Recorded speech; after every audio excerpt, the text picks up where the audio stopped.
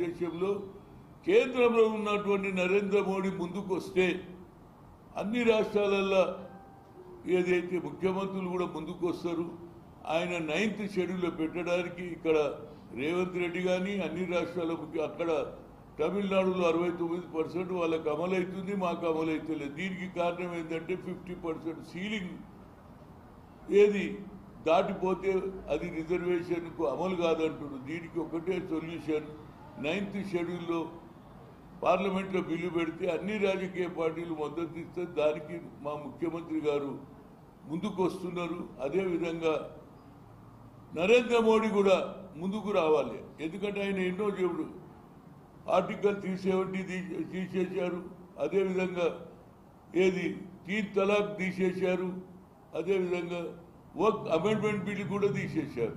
ఇవాళ చూస్తూ ఉంటే ప్రజలలో ఎంత మార్పు వచ్చిందో చూడండి. ఎన్నో రోజులు సామాజిక న్యాయం గురించి కొట్లాడుతున్నటువంటి నక్సలైట్లలో కూడా మార్పు వచ్చింది. మల్లోజుల వేణుగోపాల్ గారు సరెండర్ అయ్యిండు నిన్న ఎక్కడ మహారాష్ట్ర సీఎం ముందు. అదేవిధంగా ఛత్తీస్గఢ్లో కూడా మరి ఆషడ్డ గారు కూడా ఇవాళ సరెండర్ అయింది. అంటే వాళ్ళలో కూడా మార్పు వస్తున్నది కనుక ప్రభుత్వంలో కూడా మార్పు రావాలంటున్నా. నరేంద్ర మోడీ ఏదైతే ఎన్డీఏ ప్రధానమంత్రి ఉన్నాడో ఆయననే ఓబీసీ అంటాడు. ఈనాడు నాది ఒక్కటే రిక్వెస్ట్, నువ్వు ఓబీసీ అయితే చిత్తశుద్ధి ఉంటే తప్పనిసరిగా అమలు ఎందుకు చేయవని అడుగుతున్నా. మీకు ఇవన్నీ వస్తాయి. ఇప్పటిదానికి ఏదైతే రాజ్యాంగంలో మార్పు తెచ్చిండ్రో దీంట్లో కూడా మార్పు రావడానికి మీరు ఒక అడుగు ముందుకు వేయమని కోరుతున్నాను నేను. ఎందుకంటే ఇది ఫోల్డెడ్ అండ్ ఐఎమ్ రిక్వెస్టింగ్. రాష్ట్ర ప్రభుత్వం ఒక నిర్ణయం తీసుకొని 42% దాన్ని కూడా మీరు ఆపితే ఇక ఫ్యూచర్లో మాకేం రాదురా బాబు, ఇది యుద్ధమే చేయాలి.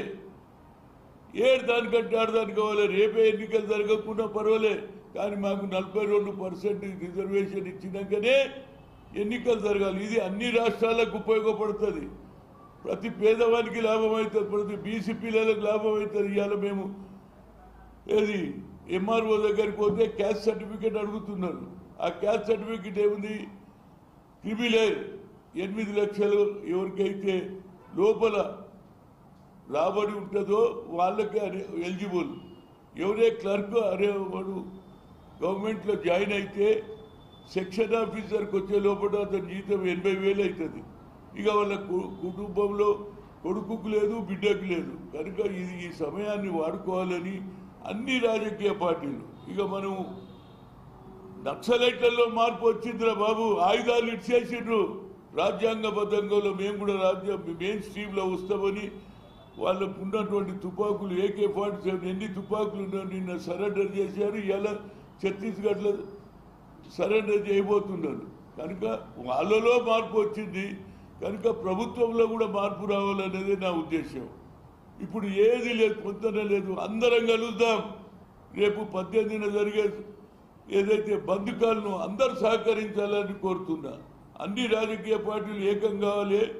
42 రావాలంటే ఇదే సమయంలో బాబు. ఈ సమయం పోతే ఇక మాకు ఫ్యూచరే లేదు. తరతరాలు మా పిల్లలు వెనకకే పడి ఉండాలి. కనుక అన్ని రాజకీయ పార్టీలను ముఖ్యంగా నరేంద్ర మోడీ కూడా రిక్వెస్ట్ చేస్తున్నా. మా ముఖ్యమంత్రి కూడా వచ్చి కలుస్తాడు. అదే కాదు అందరు కూడా వస్తారు. అన్ని పార్టీలు మా ఇండియా కూటమి వాళ్ళు కూడా వచ్చి కలుస్తారు. మాకు సమయం ఇవ్వండి, ఈ బిల్లు పెట్టండి. 9th షెడ్యూల్ పెడితేనే మాకు ఫ్యూచర్. నక్సలైట్లో మార్పు వచ్చి ఆయుధాలు సరెండర్ చేస్తున్నారు. మీరు ఎన్నో కొత్త రాజ్యాంగం తీసుకొచ్చి గతంలో ఉన్నదాన్ని మార్చుతున్నారు. కానీ మాకు ఎందుకు మార్చారండి? జనాభాలో 56% ఉన్నాం మేము. మాకు అన్యాయం జరుగుతుంది. అదేవిధంగా ఎస్సీలకు మీరు ABCD కూడా చేశారు. సుప్రీంకోర్టు ఒప్పుకున్న దాని మీద అన్ని ఇక్కడ కూడా మేము ఒప్పుకున్నాము. కనుక అందరిలో మార్పు వచ్చినాడు. మా బీసీలు ఎందుకు మార్పు రాదనేది నా ఉద్దేశం. తప్పనిసరిగా న్యాయం చేయాలి. దీని గురించి అందరం ముందుకు వాదాలి. ఎట్టి పరిస్థితులలో ఇది ఓన్లీ 9th షెడ్యూల్లో పెడితేనే మాకు న్యాయం జరుగుతుంది. ఎందుకంటే జ్యుడిషియరీ అంతా మీకు తెలుసు. రాహుల్ గాంధీ అన్నాడు జ్యుడిషియరీలో మా వాళ్ళు తక్కువ మంది ఉన్నారు, ఏదో అరకొరకు ఎస్సీ ఒక బీసీ ఎట్లున్నారు. కానీ రాజ్యాంగంలో జ్యుడిషియరీలో కూడా అక్కడ అన్యాయం జరుగుతుంది. కనుక దీన్ని ఒకటే ఒక మార్గం, 9th షెడ్యూల్లో పెట్టి పార్లమెంట్లో బిల్లు పెడితే అన్ని పార్టీలు మద్దతు ఇస్తాయి. దానికి ప్రధానమంత్రి ముందుకు రావాలి. దానికి రాష్ట్రంలో ఇవాళ అంటున్నాడు ఏది బీజేపీ అధ్యక్షుడు, మేము కూడా బంద్కు సపోర్ట్ కాదు, మీ ఒత్తిడి అక్కడ రావాలి. ఢిల్లీలో కిషన్ రెడ్డి బంధువులు ఎంతమంది ఉన్నారో వాళ్ళు ఎంపీలు, అదేవిధంగా అన్ని రాష్ట్రాలలో ఏదైతే బిల్లు పెడితే తప్పనిసరిగా బిల్లు పాస్ అవుతుంది.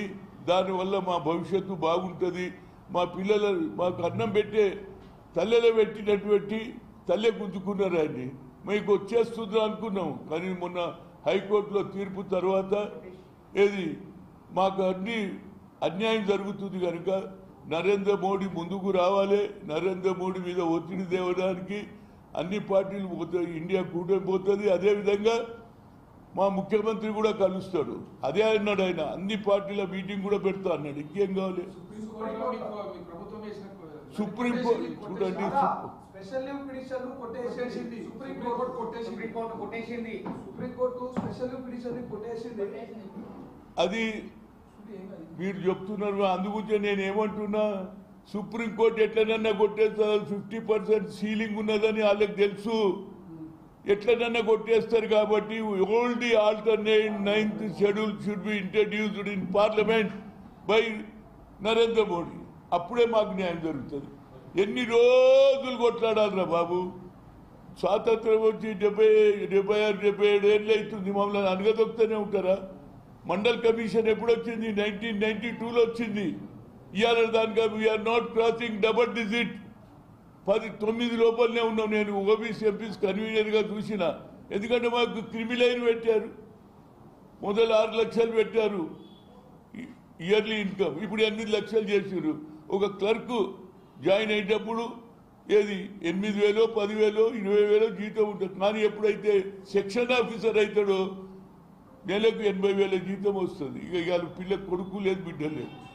ఈ డిసిషన్ వస్తుందని మాకు ఎట్లనంది. ఎందుకంటే వాళ్ళు ఒకటే పట్టుకున్నారు, 50% సీలింగ్ పెట్టు. మరి మీరు 10% ఏది అగ్రకులాలలో ఎకనామికలీ వీకర్ సెక్షన్ అంటే మేము ఆబ్జెక్షన్ చేసినామా?